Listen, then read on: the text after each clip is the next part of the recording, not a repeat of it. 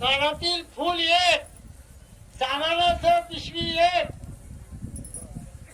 TV आहे Jupiter MS-50 जी 9665 ही गाडी कुणी नेलेली आहे. त्याला सापडले असेल त्यांनी इथे आणून द्यावी. सापडलेल्या जिन्सा मोबाईलचं एक पर्स, एक पैंजण, लेडीज पर्स एक, घड्याळ 3, चष्मे 2, मोबाईल एक,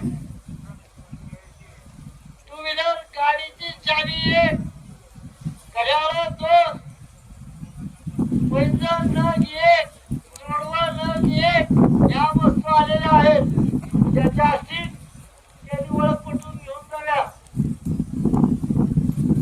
सर्व तळागाळातील वाहनांना महत्वाची सूचना आहे. तळावरनं राख कुळूंच या मार्गे नेलेला जायचंय. पोलिसांनी तशी व्यवस्था केलेली आहे. 2 वर्षापूर्वी झाली नव्हती, पण यावेळेस पोलिसांनी जातीपूर्वक व्यवस्था केली. त्यामुळे आपली वाहनं त्या मार्गे जातील तळावरची.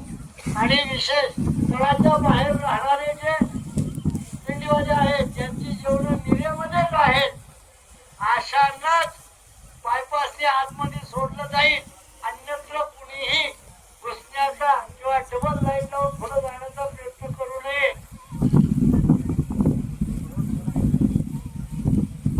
दुसरी महत्वाची सूचना, ज्ञानेश्वर महाराज पालखी सोहळ्याबरोबरचे पुढं 25-30 जे दिंड्या आणि रथ चालतात. या रथांना ताबडतोब पोलिसांनी अटकाव करावा आणि ते रथ सगळे बाजूला घ्यावेत का कुठं चालवावेत त्यांनी ठरवावे. त्यांनी ज्ञानेश्वर महाराज पालखी सोहळा या नावाचा वापर करून त्या रथावरती बोर्ड बरेचसे आहेत. हे आमचे नाहीये. याच्याकरता सर्व पोलीस प्रशासन, रेव्हेन्यू खातं, टाळ खातं, पाटबंधारे खातं या सगळ्या खात्यांनी आरती झाल्यानंतर ताबडतोब देवस्थानच्या तंबू संस्थांच्या ऑफिसमध्ये यायचंय. आणि मोकळे लोक रस्त्याने चालणारे या लोकांनी डाव्या हाताने चालायचं. दिंड्या काही महत्वाच्या ज्या गाड्या असतात, चौकदार झालं, संस्थांचे ट्रस्टी झालं, या गाड्यांना पटापटा रस्ता द्यावा. कुणी आता इथून पुढे 4 पदरी रस्ता आहे म्हणून सगळा आपला नाहीये.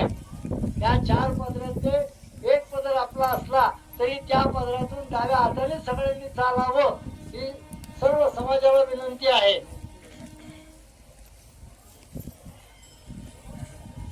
उद्या सकाळी